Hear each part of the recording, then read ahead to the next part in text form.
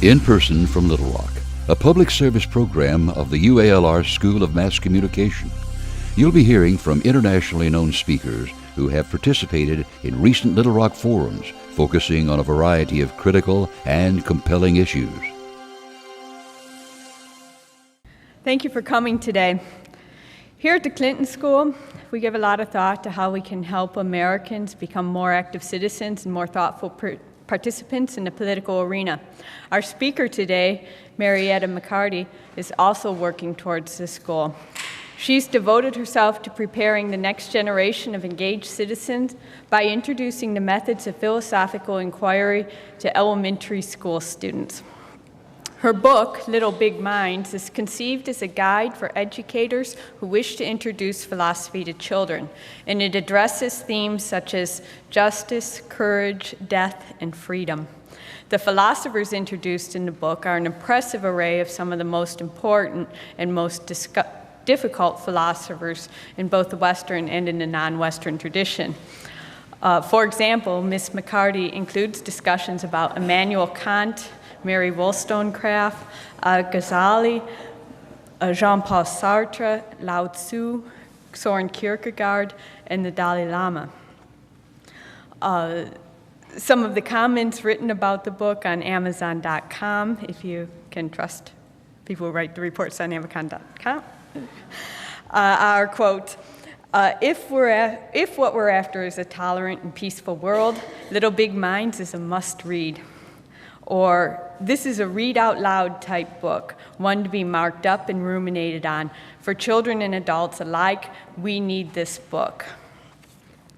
Ms. McCarty is currently an assistant professor of philosophy at Piedmont Virginia Community College in Charlottesville, Virginia, and she's on the teaching staff at Mary Baldwin College, but she spent over 15 years traveling across Virginia and the United States, teaching philosophy in elementary schools and also giving lectures and demonstrations.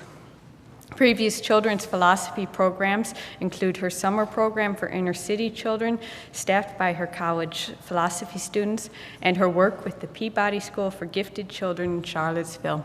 And based on my conversation with Ms. McCarty before coming out here, I can say she's also very interested in the education of adults and in critical thinking in general.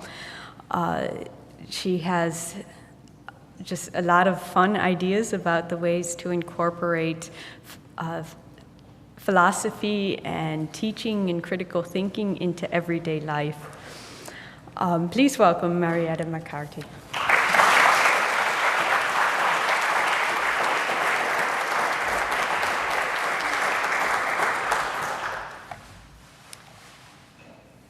Thank you, Sharon.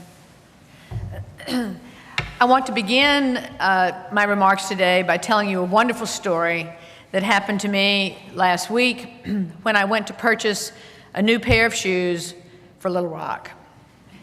And I'm going to tell you this story, and I hope Patrick will take a voice vote on what the audience decision is when we're finished. I went into a shoe store, and the person who was helping me select shoes was clearly not interested in my shoe selection or really, apparently, his job. And so I meandered around the store and finally chose the shoes which now reside on my feet. And he said, "Are these shoes for a special occasion?" And I said, "Well, as a matter of fact, they are. I'm going to Arkansas, and I'm going to be giving a talk in Little Rock." And that's all I said.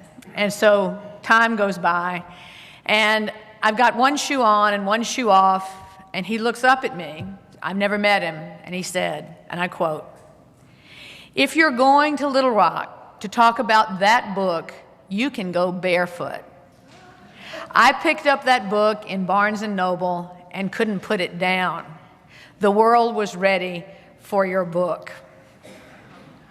So immediately I wanted to buy 10 shoes, none matching, and give him credit for this tremendous sale. So what I'd like to know when I'm finished talking with you today, and I'm very glad to be here, is whether or not indeed I could have come barefoot to Little Rock. That's what I would like to know. So, good afternoon to everyone. Two different stories of my college students' involvement in service learning at Piedmont Virginia Community College are just ripe for telling at the Clinton School of Public Service. One of my favorite tales is of young Robert, a struggling student suffering in my Introduction to Philosophy course, who excitedly chose to engage in service learning by tutoring children at his former elementary school. While he was full of anecdotes concerning all that was happening in his work with third graders, his struggles with college philosophy spiraled downward, from his initial hearty disinterest to ignoring the assignments, and finally in Robert not attending class at all. I never saw Robert again. After a few weeks, I sat down to make the dreaded call to the school's principal to apologize for Robert's failure to complete the term with the children as promised. Easing into the conversation, I began by saying that I was calling to talk about my student, Robert, when the principal interrupted and exclaimed, "He is the best thing that has happened to our school this year. He stopped coming once a week and now comes every day." Another story is at the heart of the Clinton School of Public Service.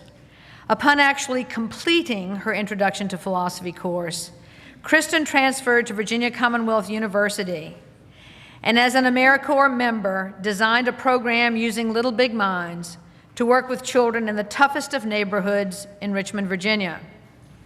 Against long odds, through philosophical discussion coupled with art activities, the children found the confidence to have a go at meditation, began to appreciate the rewards of mindfulness, and chose to plant a garden on a small plot of land at their school. With time and encouragement, the new child philosophers were proud of their discoveries gleaned from quiet introspection.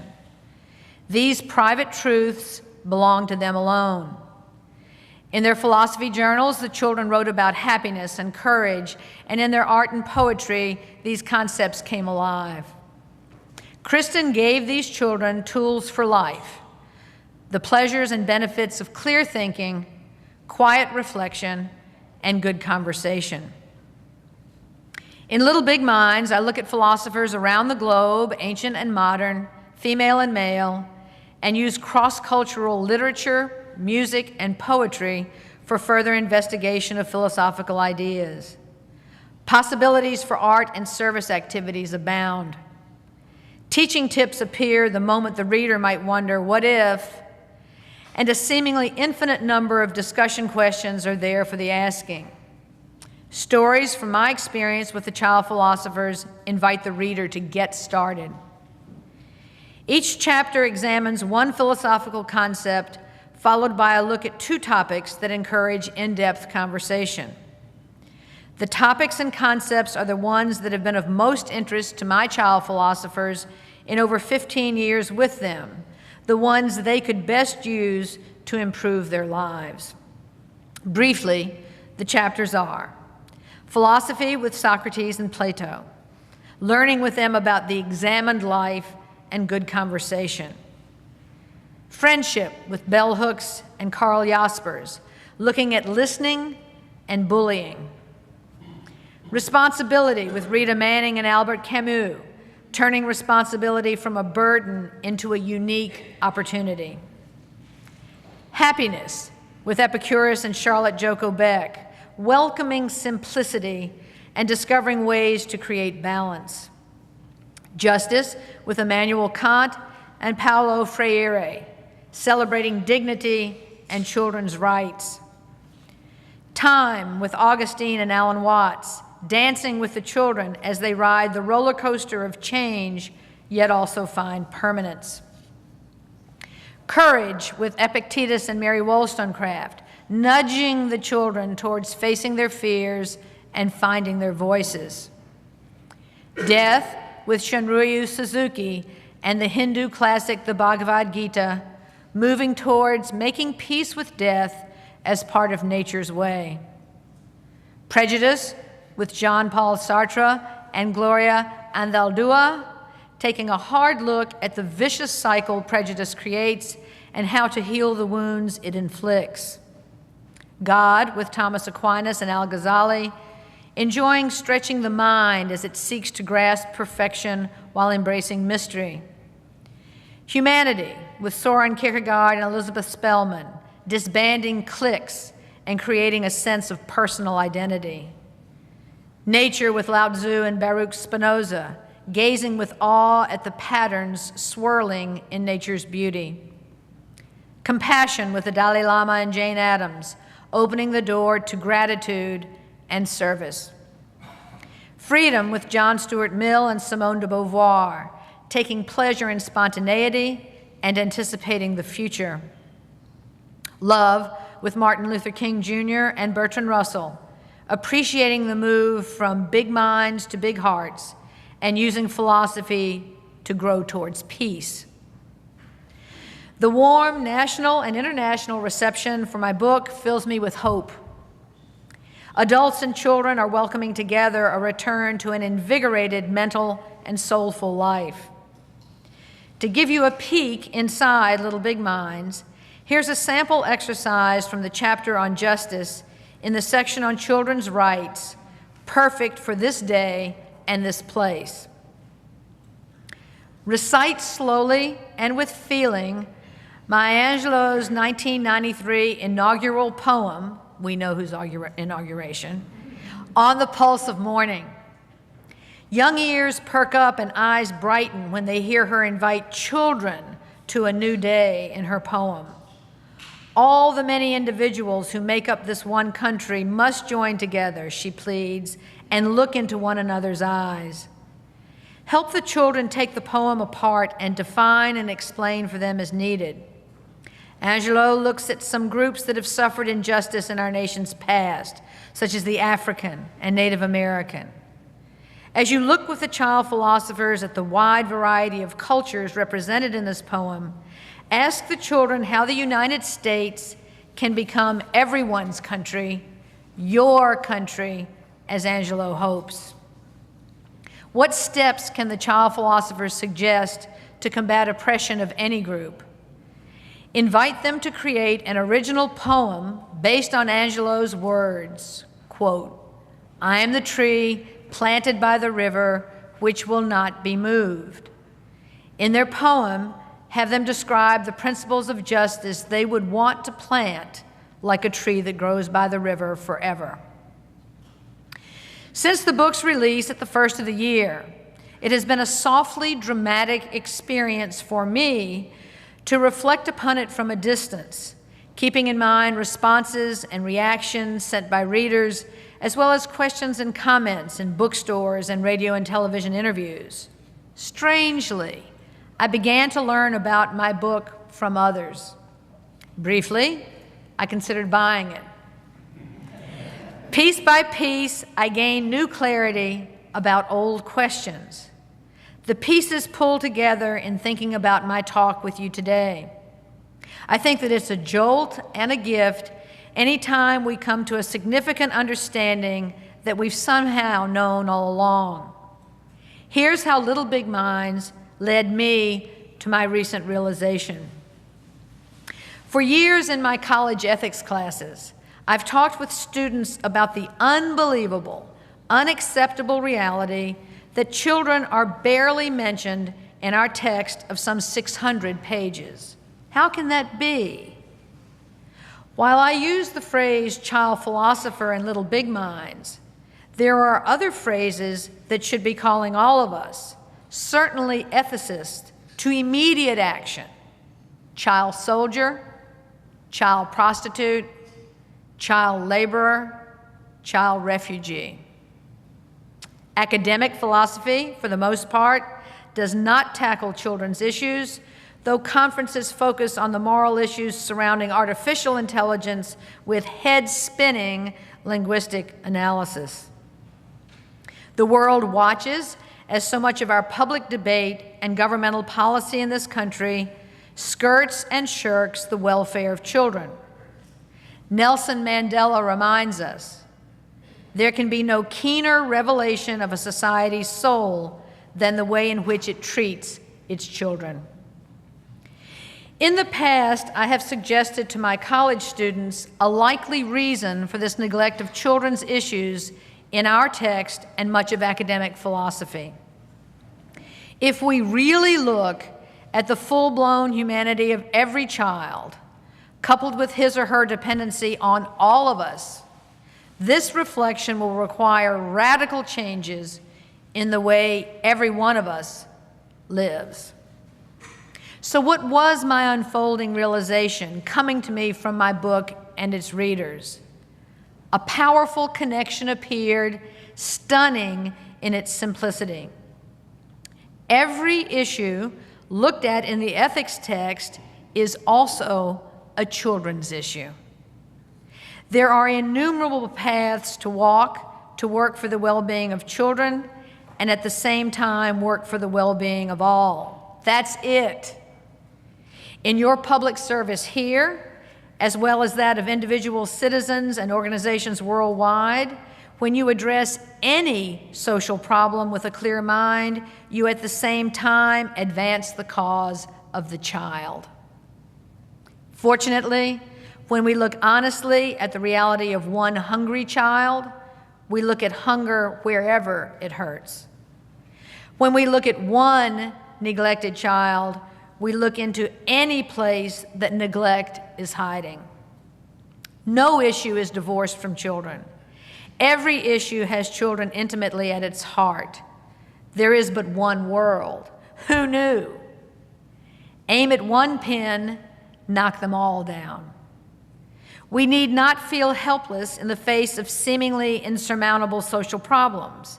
There is a positive way of addressing the omission of children in much public and philosophical debate.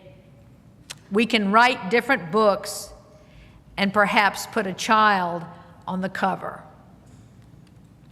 This discovery is tremendously exciting from a philosopher's perspective.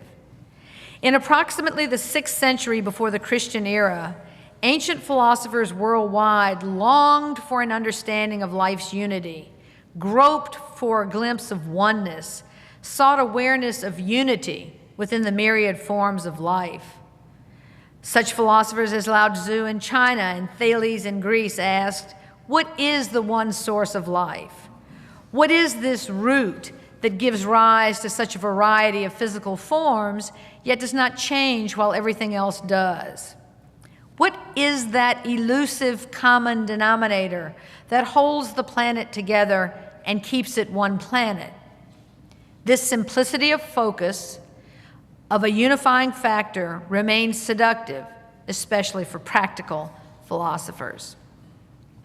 Here are just a few of the endless connections between children's issues and everything else. The members of the Pacific seabird group labor tirelessly for a tiny, potato-sized seabird, the marble murrelet. How is this bird's life connected to children? Both this bird and children are threatened by mercury poisoning. When murrelets eat fish contaminated by mercury, their reproductive systems are damaged. The ecosystem in which they play a part shifts in unknown ways because we never do one thing in isolation, separate from the whole. Be careful, the murrelet whirs. When children are exposed to mercury, it takes a devastating toll on their kidneys and neurological systems. Take care of the murrelet, take care of the children. Can concentration on any one issue address maternal health, poverty, and HIV while still addressing children? The spread of malaria supports the killing cycle of poverty. Malaria attacks the poor, and debilitating anemia affects every moment of a mother and child who survive it. Malaria and HIV worsen each other, especially in pregnant women, and malaria increases the chance of transmission of HIV to the child. The Nothing But Nets program sends long-lasting insecticide-treated nets to Africa. Just one net covers children and their mothers while fending off poverty and HIV. Preventing malaria protects the lives of mother and child.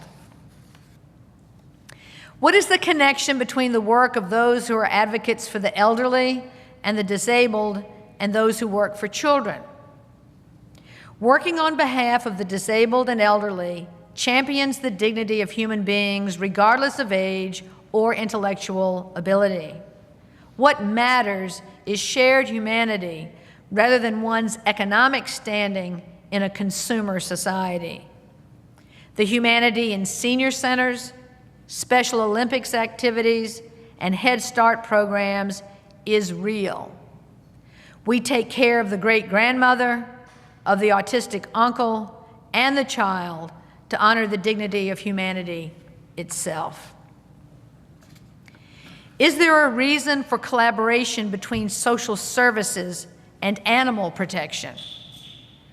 A way of living that rests on a desire for dominance and control repeats itself in cruelty directed at both children and animals. Violence inflicted on animals and children is sneaky and hidden, happening to those who can't protect themselves. Humane societies and child protective services could share an office.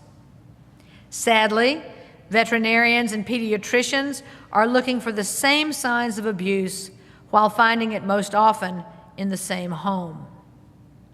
Taking all forms of violence seriously helps us hear the cry of the child and the cat together. Yet another example of common cause. For many children in this country, books and programs in their libraries and organized activities on their playgrounds provide their first reliable exposure to the world of ideas and the delight of recreation. Imagining a big world through reading and playing chess and soccer presents children with possibilities. Laughter and inspiration at an early age can put a good future within reach. Despair and isolation so often leave a life of crime as the most available option. Years ago, I hiked with some of my college students and children from city playgrounds to a place with a view. From their vantage point, the children could see the regional jail as well as the community college. They began to name friends and relatives in both places offhandedly and naturally. And then this ringing remark: "I wonder which place I'll wind up in." A child asked this, shrugging his shoulders. We came back from the hike and quickly began an art project. Taking care of children's education and recreation takes care of crime in the most positive way. What part can philosophy play in reshaping our world? I define philosophy as the art of clear thinking. Ideas guide our actions. Whether clear or fuzzy, ideas mold our lives. The philosopher is willing to unlearn stale ideas and to let go of tried and untrue assumptions. It is an art to listen attentively to others and the world itself. Far from being abstract and removed from life, philosophy is the most practical tool imaginable. Genuine communication can occur only between unlocked minds. Though we come together with different beliefs and from different places on this planet, we still stand on common ground. In healthy communities, vigorous discussion of ideas was and is a part of everyday life. On the day he died, sentenced by an Athenian jury for corrupting the youth through his relentless questioning of everyone and everything, Socrates passionately encouraged his followers to keep faith in the power of well-intentioned dialogue. Practicing the art of clear thinking is the key to good living for Plato and Socrates.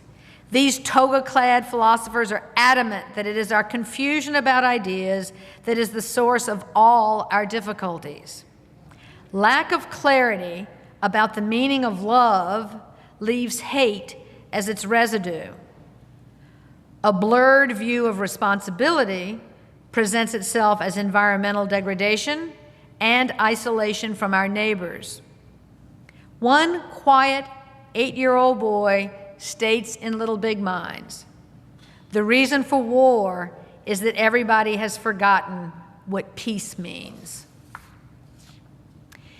In Plato's timeless myth of the cave, he asks that we imagine prisoners bound by the neck and ankles from birth, living in a dark cave. Up a steep incline, there is a glimmer of light at the mouth of the cave. A bit of light from a fire casts reflections on a cave wall. Unable to turn, knowing nothing else and with no reason to doubt, the prisoners accept the shadows as reality. The cave is all the prisoners know. Eventually, one of them shakes loose, spurred by curiosity, and begins the arduous journey towards the light, a painful journey for a stiff, newly mobile body. Up, up, up until at last, bright sunlight. A new world appears. The dazzling sun shines on the world of ideas. Ah, courage, friendship, peace. Happiness is real, the former prisoner claps his hands, and as he continues to gaze, he can see its meaning more and more clearly. Freedom, compassion, truth. What is Plato telling us through this myth from ancient Greece? Trapped and bound by convention, unquestioning and bound by habit, we are the prisoners in the cave. While some of us may choose to remain cave-bound, the escaped prisoner points to the sunlight. If you feed your souls, your lives will be filled. Don't waste your minds and hearts. The escapee, Plato's mentor Socrates, is not spouting empty platitudes. He admits that exercising the mind to its potential is daunting work. It's the work of a lifetime, and you never quite gain perfect understanding. But it's the process, the struggle, the small and larger visions of true meaning that matter. Philosophy, that art of clear thinking, is a wake-up call to action. Two issues are prime examples of a dearth of reflection and insightful dialogue. The first issue, begging for a house call from a philosopher, is the question of the meaning of education. I've asked children in countless classrooms why they are in school. Almost without exception, they are stumped and intrigued by such a seemingly absurd question. I pursue the question further. Why do you carry those heavy backpacks 5 days a week and spend 6 hours a day at your desk? More silence follows, and I let the silence hover. Fog gathers. If a student raises a hand to answer, most often I hear, "I'm in school to get a job." The children laugh good-naturedly when I say with amazement, "That's remarkable. You're looking for a job. You're only in the 2nd grade." My lighthearted telling to you of these repeated exchanges points to a critical problem. Where are those school buses going? Why? What happens there? What is the meaning of education? Why aren't we talking about it with children? Shouldn't an understanding of education ground, guide, and motivate students of any age? The root of the word educate means to lead up and to lead out, to draw out. Does our educational system have the interest of every child at its core? Whether public or private, are we leading children out of the cave in which illusion is confused with reality? I noticed that one of the subjects for recommended reading, suggested by the 2007 Clinton School class, is Paulo Freire's Pedagogy of the Oppressed. Freire's insights about education delight children and are part of the chapter on justice in Little Big Minds.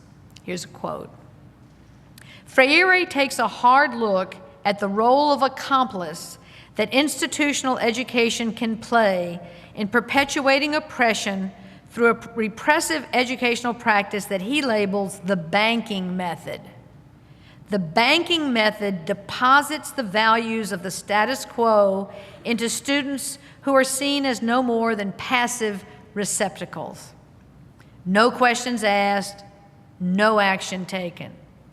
Freire knows the futility of breaking the cycle of poverty without educational reform. He challenges educational practitioners everywhere to rethink critically both the method and the content of their teaching. True to its meaning, education should lead the student up and out of social injustice by showcasing its causes while teaching students the skills to resist and overcome. For this Brazilian revolutionary, the purpose of education is not to teach students to conform to an oppressive society that holds no hope for those living on the fringe. Systems, structures, standards can be wrong, can be deadly, but we can do better in our country today. If we think back, we have a legacy in the United States of the use of education to correct societal ills in keeping with Freire's spirit. The GI Bills, Title IX, and this city's Little Rock Nine. The second issue begging for a visit from philosophy is galloping consumerism.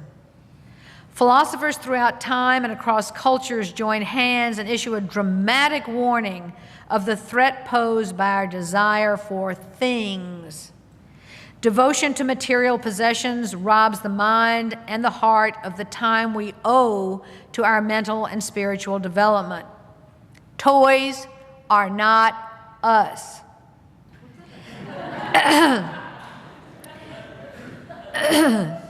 Is there a store in Little Rock? Confusion and obsession comes to children who have too much. This excess coexists frighteningly with the defeat that comes to children who have so little. Such stark contrast between childhoods stains our society today.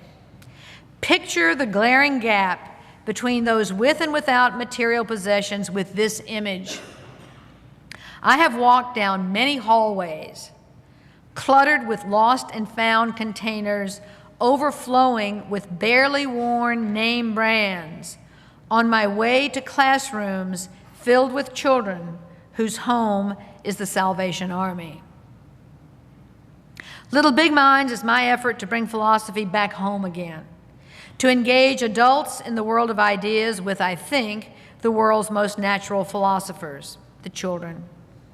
Little Big Minds honors the child philosophers' humanity and dignity and celebrates their unlimited possibilities. Here is one of my very favorite proofs of the ability of a child philosopher from Little Big Minds, seasoned by 3 years of philosophy in his classroom. Picture the mustard-covered face of 7-year-old Simon, his clothes redesigned by finger paints, as he raises his hand nonchalantly at the end of our discussion of Lao Tzu and Spinoza. Quote, "It's the space that does it." I think in the very beginning there was empty space, but it wasn't chaos. Then tiny things came out of it, like a speck of dust, a speck of mineral, and one drop of water like the point of a pin.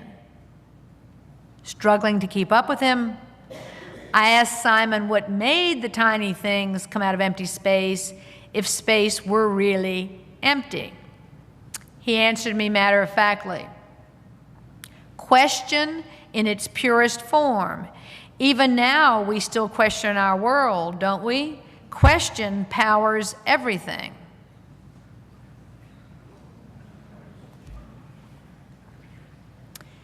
I want to tell Simon, yes, we still question our world. How are we living? What is enough? Are we wise? Happy? The Clinton School of Public Service and Little Big Minds are soulmates. For the child philosophers, as well as students and faculty at the Clinton School, philosophical grounding in the meaning of service can play a big part in motivation to act. In every classroom in which I take philosophy to children, I invite the children to use their clearer understanding of a concept to develop a service project. For example, the children are quick to link compassion and service. I define service for the children as the gift of time and energy that comes from their ability to identify with another's life. Through your own ongoing questioning and conversation with each other here about service, I think you will find that a fluid, dynamic, evolving definition of service will sustain your efforts as it does child philosophers. Understanding what it means to serve drives giving. Under philosophy's microscope, responsibility is seen as an opportunity and service as membership dues paid to belong in and to the world. The child on the cover of Little Big Minds is becoming a world traveler. In 2008, the book will be published in Taiwan and Italy. The president of a software company in Beijing wrote eloquently of the damage done by the current obsession with technological development in mainland China and in his company specifically. He bought a copy of Little Big Minds for each of his employees to reawaken priorities. Some schools are using philosophy as the glue that binds their curriculum by integrating it into all disciplines. Schools are assigning homework based on Little Big Minds for adults and children to do together. Daycare workers and drama and art teachers find the lessons of philosophy instrumental in their work. In one day, a lovely combination was a call-in from a grandmother in Indiana about the way she uses the book with her grandson on their front porch, along with an email from Muslim high school students in Trenton, New Jersey, about their use of Little Big Minds to tutor in elementary schools. Philosophy clubs are popping up everywhere. Gratitude and great expectations fill me. This summer, I had the privilege of seeing my book in action in the loving hands of a teacher who, with no training in philosophy, used it to teach 3 two-week courses entitled Discovering and Developing the Philosopher Within. I visited the children in each session, and they were full of questions. Questions such as, what did people say when you told them children were good philosophers? Many didn't believe me. Do you think a good definition of philosophy is upside-down thinking? It's perfect. I wish I'd thought of it myself. Has your book made you rich? Yes, but not in the way you think. But the best question came from young Noah. It took you a long time to write your book, and you're still spending a lot of time on it. So I think that you have something else in mind. What do you want to happen because of it? My answer for Noah. In a gentle way, I hope our country can change because people are thinking and talking about ideas again. Climbing out of the cave, life will look brighter and not so hard and confusing. Oh, I see, people will say to each other. Noah, when you and your 24 classmates return to your hometowns as philosophers, every life you touch with your new understanding will be part of the change. You've looked honestly at prejudice, for example, and it will be very hard for you to ignore the damage that comes from stereotypes. You've examined dignity and understand its relation to justice. You realize that love can rule out violence. And I think you like the idea that the world is calling your name and looking forward to your response.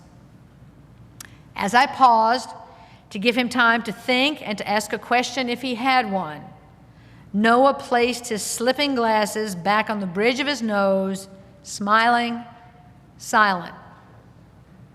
So I continued, change will come, little by little, person to person, touching everything.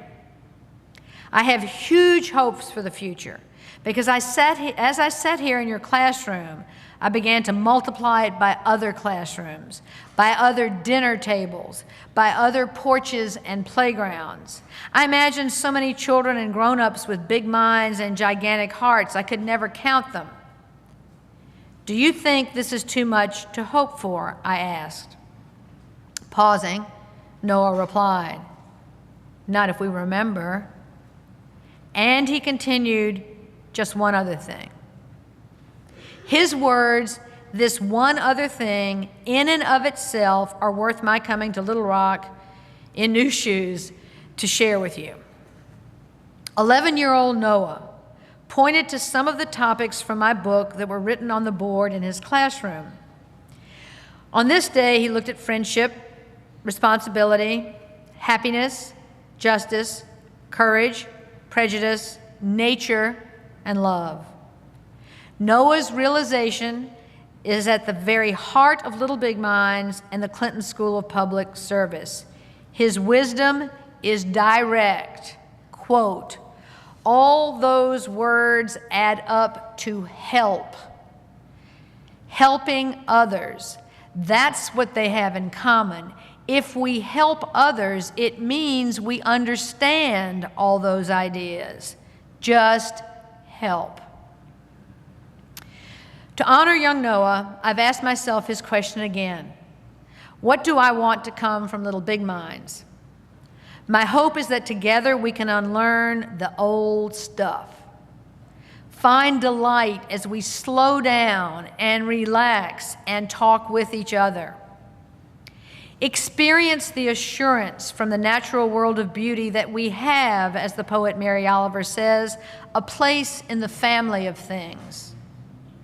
With a place in the family of things, we can trust more and fear less, appreciating as if for the first time, the full experience of being alive. With tactile sensitivity all around, those who suffer will be answered without asking. It is so simple, I can barely speak it. Something like, pick up the can at your feet so that a child doesn't step on it, while remembering that we are all children of the earth. As philosophers of all ages enter together and engage each other in the world of ideas, I hope that a steady spotlight beams on the ideal of peace. What does peace mean? What is it? Can we unravel its meaning? I think so. I know for sure we can try harder. The concept and the reality of peace are worth not fighting for. With a deepening understanding of peace, anything can happen. The veil lifts. Farewell, cave.